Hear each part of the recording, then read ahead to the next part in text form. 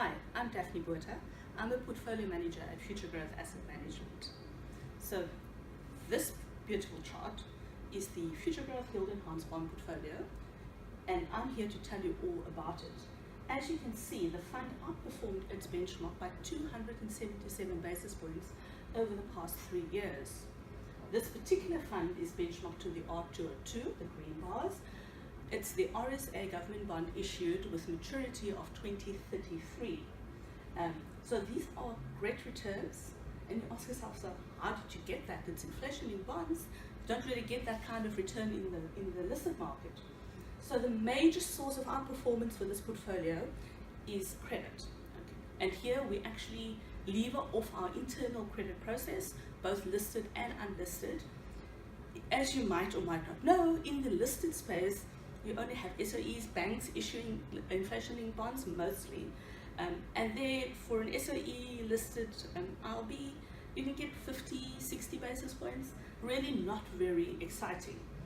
So what we do is we actually use our unlisted nominal credit process and we overlay that with inflation. And I'll tell you all about that later. Other sources of return is real interest rates. So this is the positioning we take relative to the benchmark, which is the R202, where we can go plus minus 1 in terms of modified duration. The other bet that we can take in terms of achieving these outperformance levels is nominal interest rate bets. Here, this is an absolute positioning, just whether to go long or short nominal bonds relative to market views. So how do we achieve this returns? Let me demonstrate. Firstly, you're a pension fund, okay? You're going to give us cash.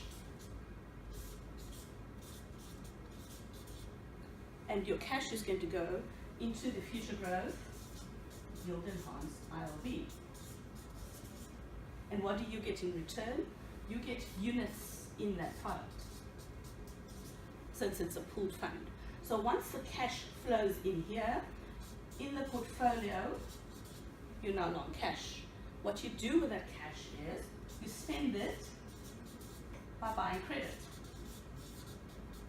And as mentioned, that can be both listed or unlisted credit. But where's the inflation-linked exposure?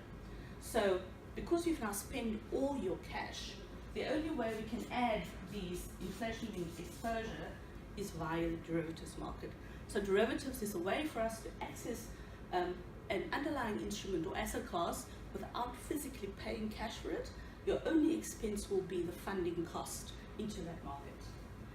And there are generally 4 types of derivatives that we use. The first one is repos. We've got options. We've got futures and swaps. So we would generally look at which market offers the best opportunity in determining between those 4, but all 4 options are available to us. So the one, other than the cost of this product, the other thing to consider is the fact that inflation-linked bonds are relatively less liquid relative to other asset classes in the fixed income space. And so clients need to just be aware of that. But that's all aside. If you focus back on the returns, you know what? To give up a bit of liquidity to have this kind of return is actually not that bad. If you convert that return to an inflation plus return, you get inflation plus your R202 yield, which at the moment is 1.8%, plus your 2.77% over 3 years.